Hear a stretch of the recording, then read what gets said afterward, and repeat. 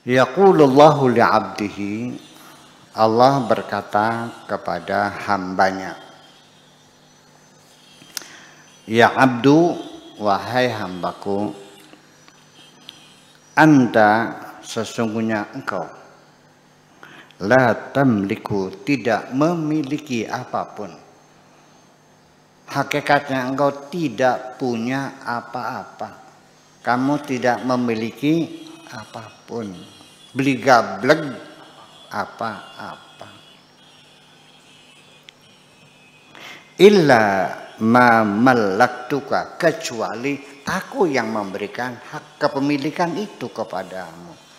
Bisanya kamu punya sesuatu karena aku yang mengasih kepada kamu.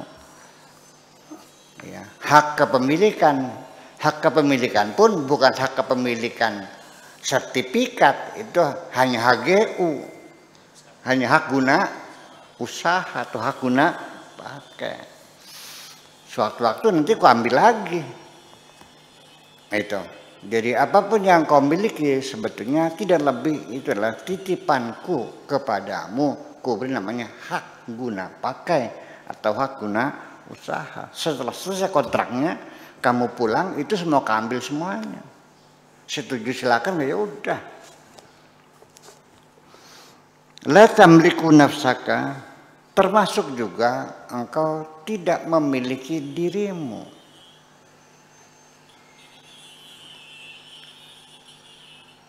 Fa'ana khaliquha, karena dirimu itu, jiwamu itu adalah aku yang menciptakannya. Engkau bukan mencipta sendiri. Ya, dirimu adalah bukan ciptaanmu. Percaya atau tidak?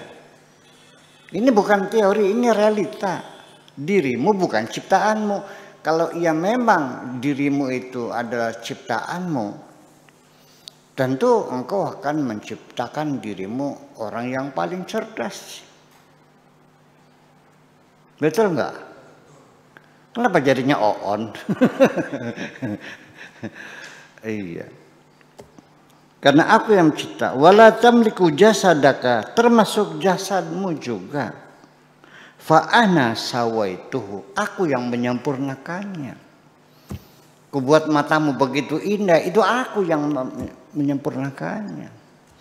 Matamu sejajar, itu aku yang menciptakannya. Telingamu dua di samping dengan parabolanya, dengan antennya, ya, menampung suara, ya, dengan hidung di tengah-tengah, dengan dua lubang, dengan wajah yang cantik jelita, itu aku yang membangun. Kamu tidak terlibat. Saya juga kalau bisa mah kepengen badan saya kayak Pak Edi, gede, tinggi. Tapi ini kan bukan bikinanku, bikinan siapa? Bikinannya Allah juga. Ini satu hal yang sifatnya merupakan badihiyat. Badihiyat itu bahasa Jawanya gampang jelipang. Nggak usah pakai teori, hal yang paling gampang. Iya, kalau 2.750.000.000 dikalikan 3,5, mikirin setengah mati kamu nih. Tapi kalau 1 tambah 1, iya, badihiyat yang sifatnya intuitif lah, secara gampang aja bisa paham bahwa jasadmu bukan ciptaanmu.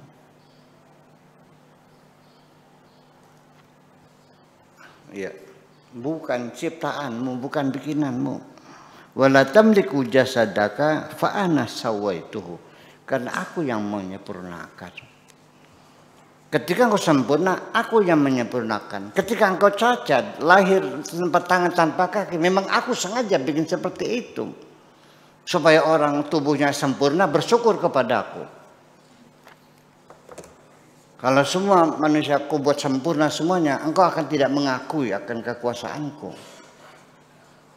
Ketika ada orang cacat, nggak bisa melihat, nggak bisa mendengar, nggak bisa bicara, itu untuk percontohan bagi dirimu untuk bersyukur kepadaku. Untung aku dikasih bisa ngomong. Paham nggak? Kalau orang mukanya jelek, itu buat contoh buat kamu supaya kamu bersyukur dikasih wajah yang cantik. Tuh yang jelek, hidungnya melesak ke dalam, bibirnya doer.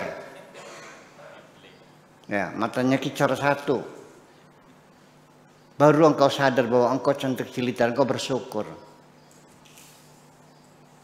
Nah, kalau aku balik gimana? Kamu yang cacat, dia yang cantik. Ya, boro-boro bersyukur kepada aku. Malah engkau hinakan orang yang cacat itu. Iya, sama sekali tidak kau hormati. Kasihan juga enggak. Ya, nyabarang jalan juga, orang but nyabarang jalan, kamu enggak peduli.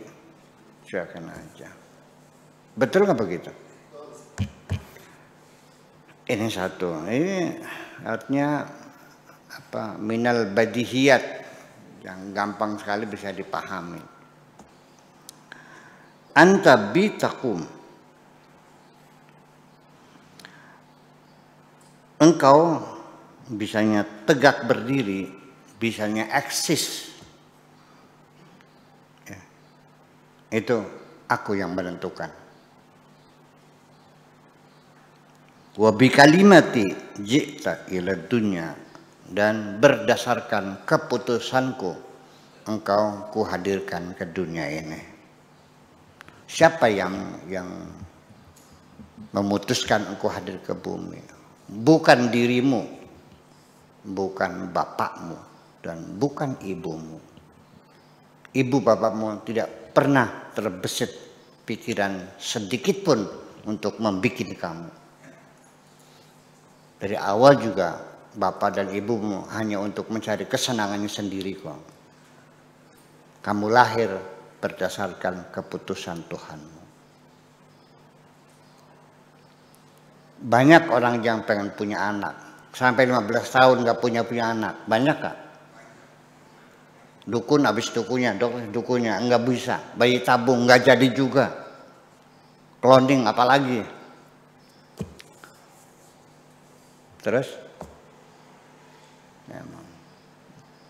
Nah, ini adalah paling mendasar.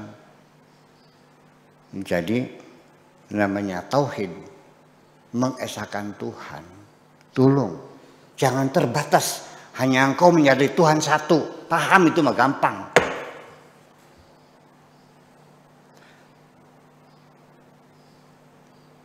Kemahaesaan Tuhan itu bukan hanya bilangannya satu, bukan. Satu juga bukan satu matematika. Ya, kalau satu matematika bisa dibagi dua enggak? Jadinya berapa? Setengah. Bagi 4 jadi berapa? Kalau satunya Tuhan bisa dibagi enggak? Bukan satu matematika, satu keutuhan. Jadi Tuhan Maha Esa itu bukan hanya bilangannya satu. Ya, satu keputusan, satu kehendak, satu keinginan, satu kekuasaan. Itu maksudnya. You are nothing, kau tidak ada apa-apanya. Jadi keberadaanmu berdasarkan keputusan Tuhan. Jasadmu ciptaan Tuhan. Iya, kehadiranmu siapa yang menghadirkan? Nah itu, mengesahkan Tuhan seperti itu. Bukan yang satu lawan dua, bukan. Bukan yang satu sama dengan setengah ditambah setengah, bukan itu satunya. Itu. Paham kira-kira? Iya, gitu. Sampai engkau bisa eksis juga, itu aku yang menentukan. Wabi kalimati, dan dengan keputusanku juga. Ji'ta ila dunya, engkau hadir di dunia keputusanku. Ya. Sing pada ngelawan tempongnya kan kita. Bagian malaikat, bagian setan, iblis. Iya kan? Aku yang menentukan. Dan aku bisa memaksakan segalanya. Aku bisa memaksakan segalanya. Aku maha pemaksa. Setuju atau tidak? Iya. Iya.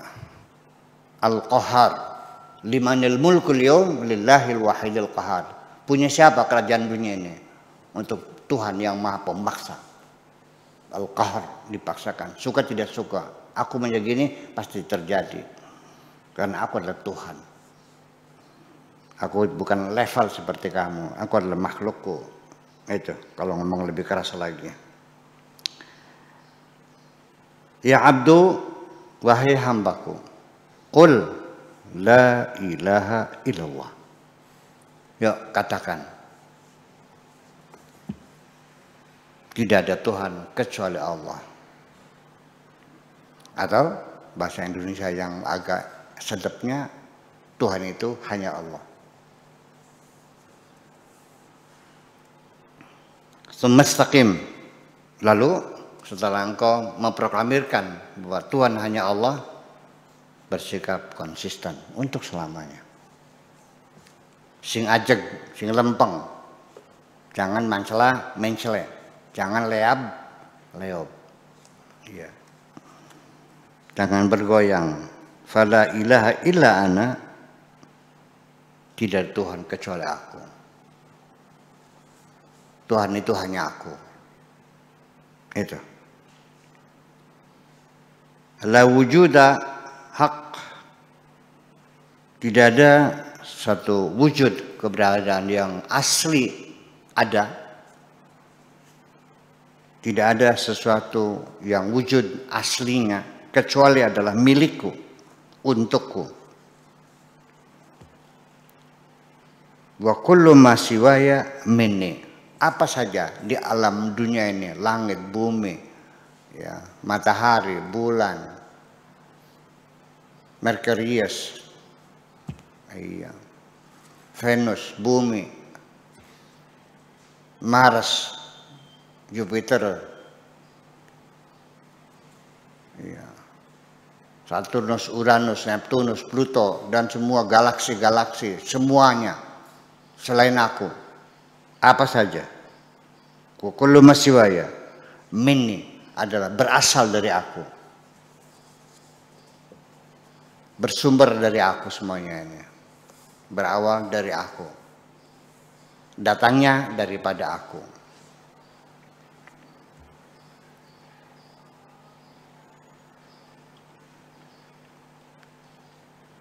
Min sun'i yadayya, hasil ciptaan tanganku. Ya, milikku, ku ciptakan sendiri, ku buat sendiri. Wa min nafkhati ruhi, dan juga ku tiupkan dari rohku. Selesai semuanya. Kurang apa lagi? Sampai rohnya ku tiupkan dari rohku. Aku yang buat. Pak Rahmat hidungnya mancung, aku yang buat. Darwijam hidungnya pesek, aku yang buat. Yang menedol seperlunya juga aku yang buat. Yang ada bolongannya saja aku yang buat. Semuanya. Itu hasil kerja tanganku. Ya abdu, kullu syai'in li. Semua apa saja yang ada di langit, yang ada di bumi, ini semuanya adalah milikku. Ngerti? Ke atas? Ini semua milikku, manusia. Paham nggak? Semua ini milikku semuanya ini. Kamu tidak lebih hanya sebagai tamu kok. Iya. Ya. Tidak untuk selamanya kok.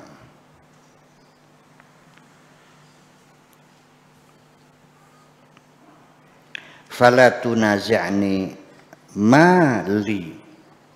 Jangan berantem dengan aku, memperebutkan sesuatu yang menjadi milikku. Jangan berebut kepemilikan bersamaku. Semuanya milikku. Kamu tidak punya apa-apa. Kuberikan kepadamu kapan saja dan ku ambil darimu kapan saja. Nggak ada urusan. Setuju silakan, tidak sudah, selesai. Kalau nggak mau ya sudah pulang sana. Ini harus diterjemahkan Allah segalak itu ya. Selama ini kan kamu kan ya Tuhan tuh Rahman Rahim. Iya, Ghafurur Rahim. Iya. Tawwabur Rahim inggih. Iya. Tapi ingat Allah juga Syadidul Iqab. Mengerti? Itu. Allah juga maha galak. Allah juga maha pemaksa. Allah juga Syadidul Iqab. Allah juga Syari'ul Hisab. Allah juga Muntaqimu. Allah juga maha pendendam. Allah maha marah. Iya. Jadi yang enak aja, Rahman Rahim, Ghafurur Rahim. Iya, iya. Tawwabul Hakim. Iya. Yang lengkap dong dari dua sisi.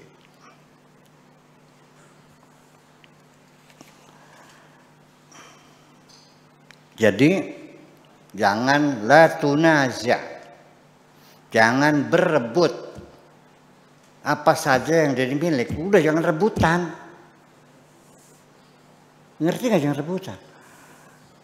Jadi gini, kamu mengatakannya minal muwahhidin, mengklaim aku muwahhidun, aku mengesahkan Tuhan, Tuhanku Maha Esa. Di mana keesaan Tuhanmu? Ketika kutanya, dari mana rumah ini sebagus ini kau bangun? Kau jawab, ini adalah hasil keringat kerja kerasku,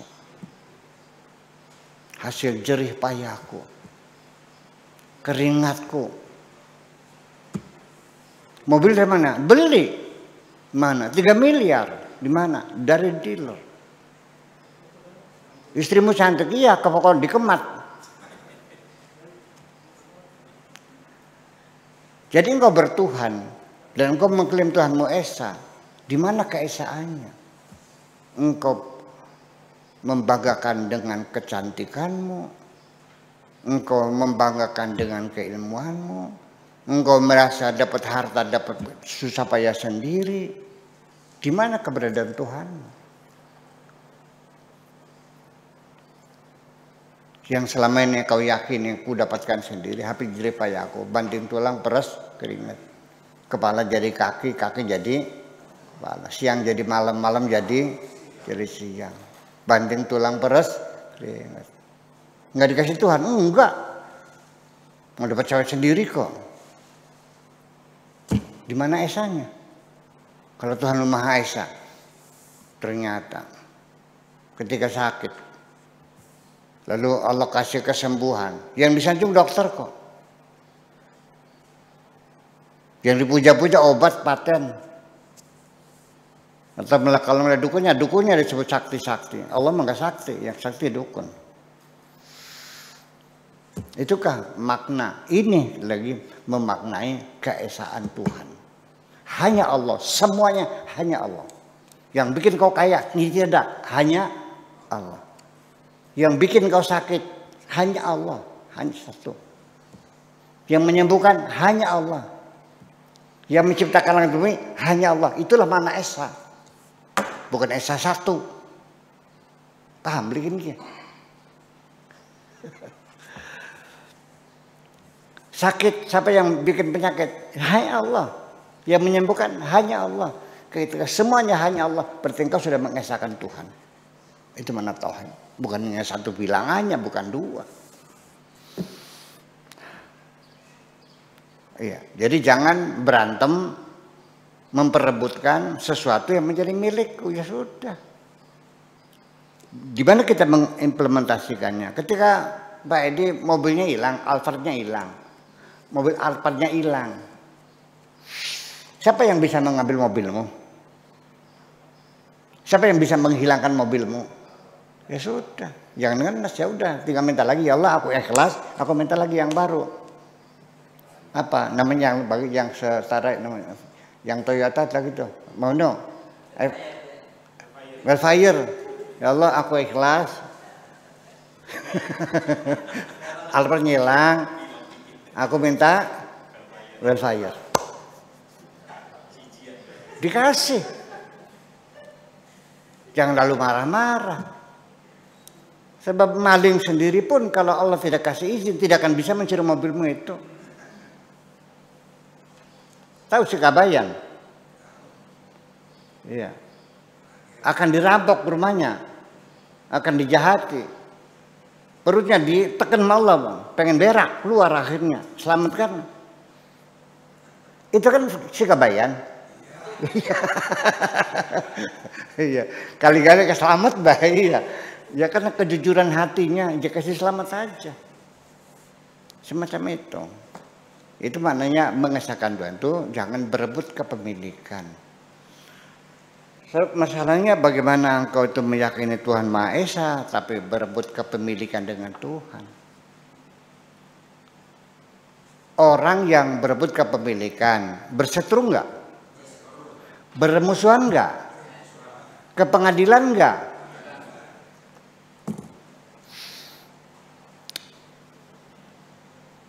Mobil Alphard ada yang mengaku ini mobil saya.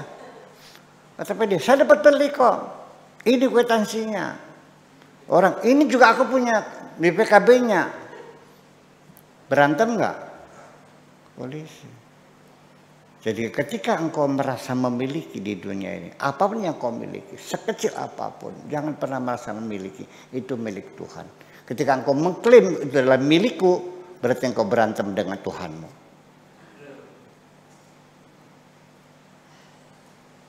Paham ngajak heran. Iya. Ya iya. Jadi sebetulnya kita tidak memiliki apapun. Kita hanya dititipi oleh Allah. Hanya hak guna pakai, hanya hak guna usaha untuk sementara kok. Nanti kemana? Kau tinggalkan semuanya. Nanti suatu ketika kamu akan yakin bahwa itu bukan milikmu pada saat engkau pulang.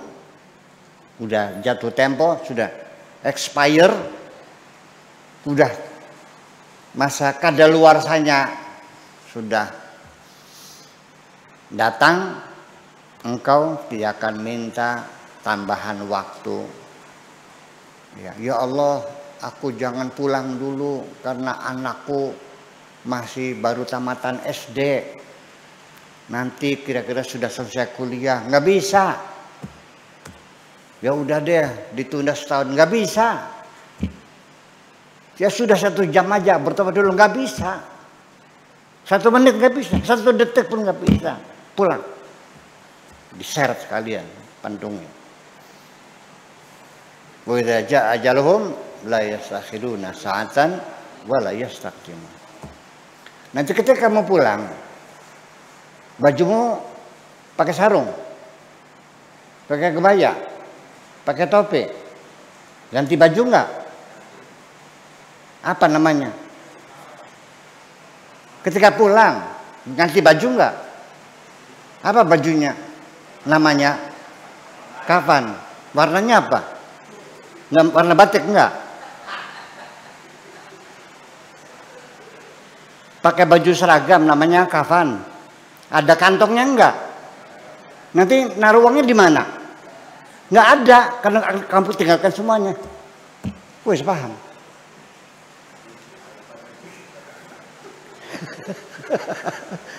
Kain kafan pedi enggak ada kantongnya. Karena ketika kamu pulang nggak pakai kantong, karena semuanya akan kau tinggalkan semuanya kok. Suka atau tidak suka? Boleh nggak pengen ganti warnanya merah? Nggak bisa, putih. Nah, boleh kita ngomong ya? Anak kantong ya boleh? Nggak ada kantongnya ya? Ya karena apa yang mau kau bawa? Sepeser pun tidak kau bawa kok. Ditinggal semuanya. Kalau ditinggal juga belum tentu oleh anak cucumu digunakan untuk kebaikan-kebaikan. Enggak tentu kok. Kalau engkau ingin menentukan hartamu untuk kebaikan, sekarang kau tentukan. Jangan kau serahkan pada anak cucumu. Nggak ada yang menjamin. Habis buat main judi kok. Buat kawin lagi, judi lagi, kawin lagi, judi lagi. Iya, ziarah kubur juga bukan baca doa buat kencingin kuburan kamu kok. Ya, tega kok. Ya, ada nggak bapaknya mati, anaknya nggak ikut mandi, nggak nyolat ya, nyokelin lemari, berbuatan sertifikat, ada nggak? Itu terjadi.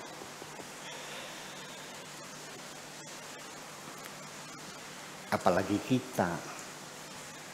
Nabi Muhammad mati, mana sahabatnya? Lagi rapat. di Saqifah Bani Sa'diyah. Sama kan. Kita kan artinya nggak usah ngayal tinggi-tinggi lah Rasulullah sebagai teladan kita.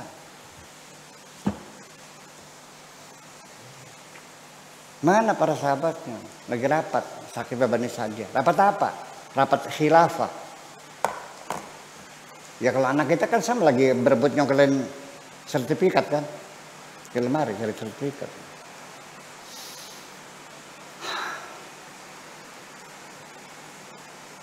Tetapi saya ingin mencoba menjelaskan supaya kamu jangan sakit hati.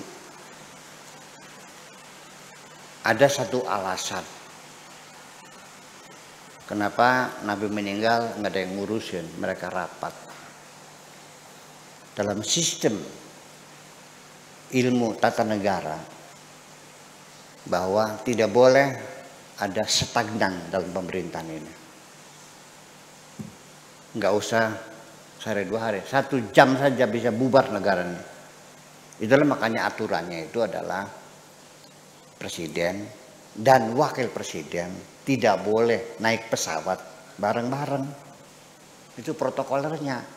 Nah kalau jatuh, presiden dan wakilnya mati semuanya. Dalam beberapa jam memang Menteri Pertahanan otomatis jadi presiden atau menteri dalam negeri atau menteri luar negeri atau menteri kehakiman dan sebagainya.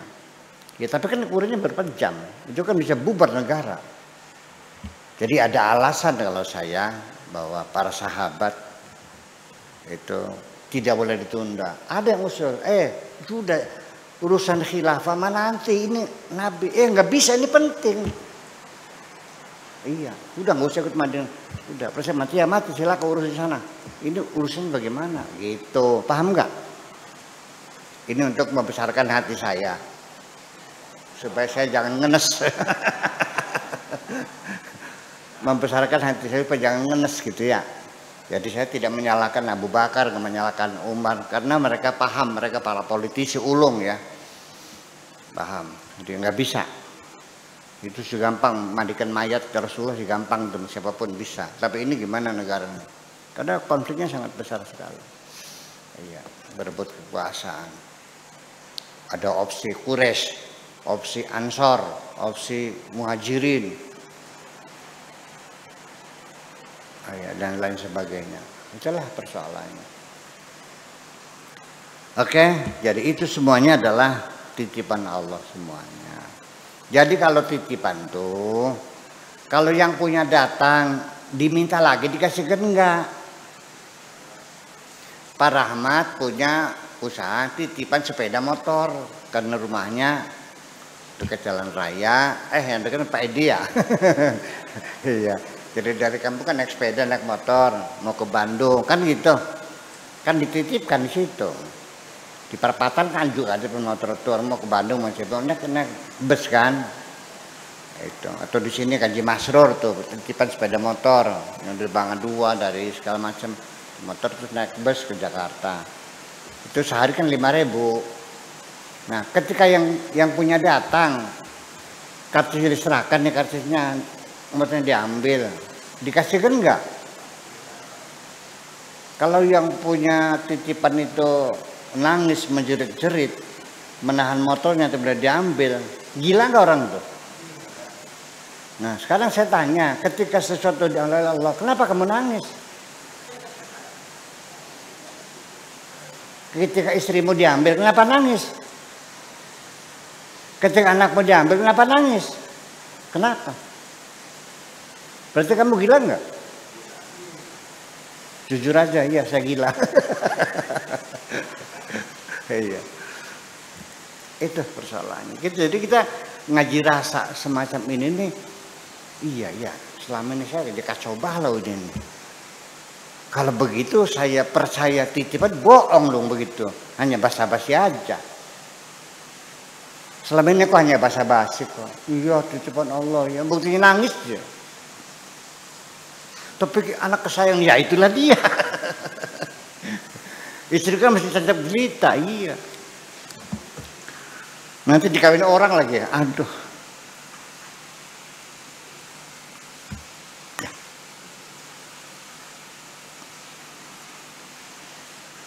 Urdud kulla syai'in ilayya.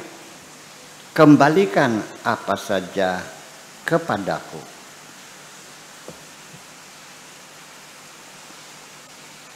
Uthmiru biyadayya. Akan ku kembangkan sehingga berbuah, berhasil, berkembang dengan tanganku. Wa uzidu fihi, dan juga ku tambahkan, ku kembangkan, ku tumbuhkan. Bikarami, dengan kebaikanku, dengan kemurahanku, dengan kedermawananku. Aslim kulla syai'in. Serahkan semua saja.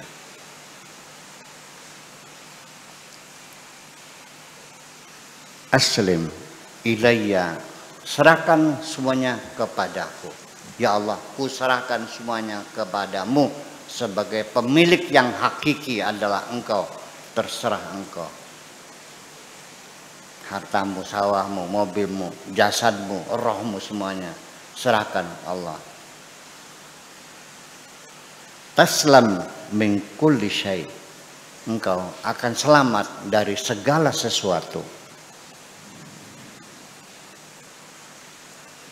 Tidak akan ada yang bisa mencilakakan dirimu apabila kau serahkan semuanya kepada Allah. Ufawwidu amri ilallah. Kuserahkan urusanku hanya kepada Allah semuanya. Ya wis kader sawah saya Gusti Allah. Anak deke Gusti Allah, rabi deke Gusti Allah. Diberi ben, ya wis. Cukup cuman ya mangga. Wis selesai. Kok tega? Ya harus tega. Harus tega. Ya sudah. I'lam anna abdi al-amin. Ketahuilah bahwa hambaku yang dapat dipercaya,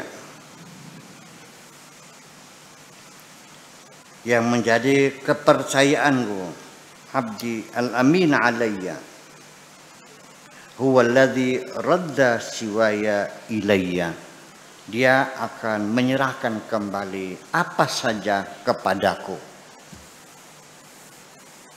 Apa saja selainku, semuanya terserah Allah. Ini yang kuasa adalah Allah.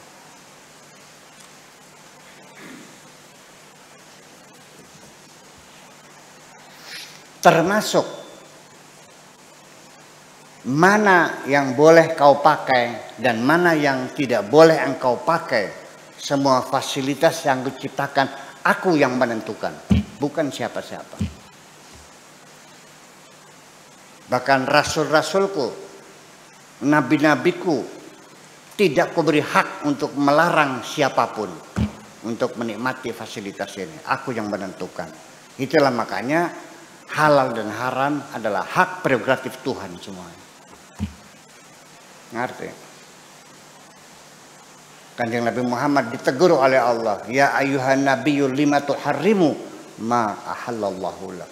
Kenapa kau berani mengharamkan sesuatu yang kuhalalkan? Nabi Muhammad ditegur, apalagi kamu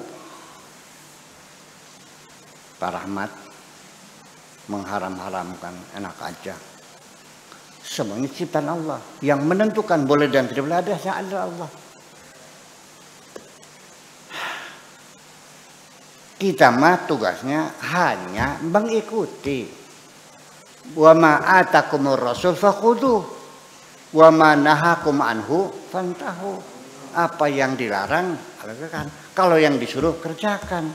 Nabi tidak mengharamkan, hanya menyuruh dan melarang. Negara boleh melarang nikah usia dini anak-anak. Melarang, tapi tidak boleh mengharamkan. Paham dikit nih.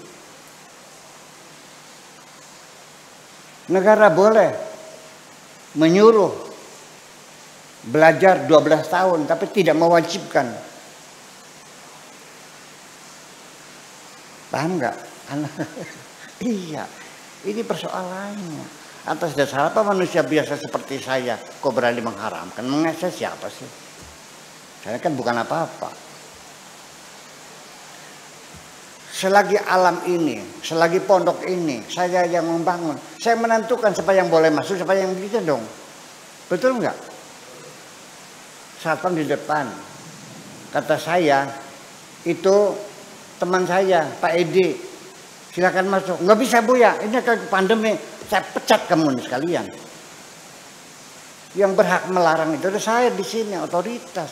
Satu contoh, saya tidak sediktator itu. Iya, ya satu contoh. Oh begitu. Siapa yang boleh? Termasuk surga neraka. Siapa yang boleh masuk surga? Urusan apa kamu melarang orang masuk surga?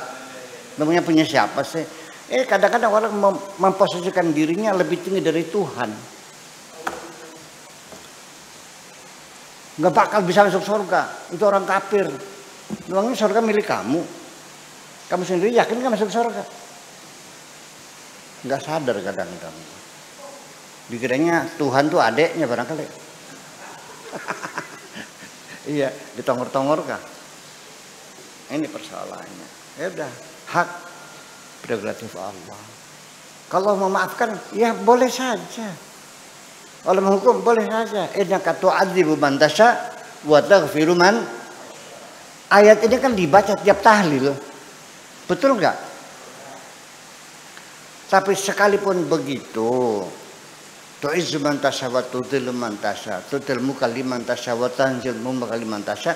Tapi ada kalimat ungkapan yang indah, biyadikal khair. Walaupun begitu aku yakin ya Allah Engkau maha baik kok.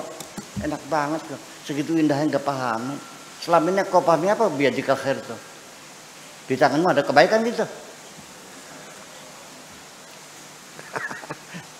Biyadikal ikut tetap ing tangannya panjenengan akhir utawi kebagusan, berarti engkau di tanganmu ada kebaikan. Itu maksudnya. Sekalipun aku yakin engkau maha baik kok. Iya. Pak Edi, sekalipun Pak Edi sekarang lagi susah, iya. Mobil lagi digadekan, iya. Istri lagi sakit, iya. Ini. Tapi sekalipun begitu saya yakin kok Pak Edi baik sama saya kok. Iya. Tolonglah 10 juta aja. Ya kan begitu. Kudu jangan mah lagi ngoloh Gusti. Oh. Lagi membujuk Allah.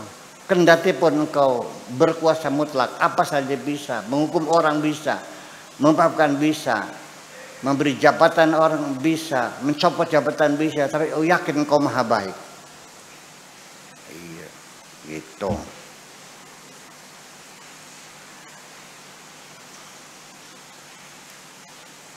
Taslam min kulli syai. I'lam anna 'abdi, ketahuilah bahwa hambaku al-amin alayya huwa alladhi radda siwa ilayya. Undur ilayya.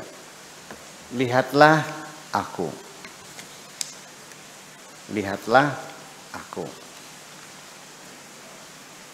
Ini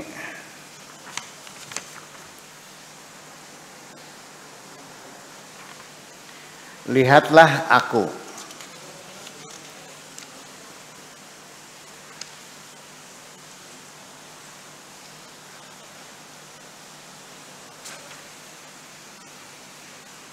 Kaifa ujri al-qismata. Lihatlah aku bagaimana aku membagikan rezeki kamu itu. Tara al-ata'a wal man'a ismaini. Engkau lihat mengabulkan doa dan menolak doa adalah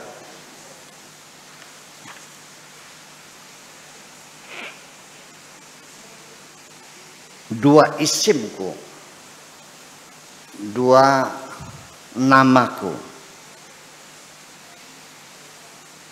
Lita'arufi alaika, supaya engkau kenali.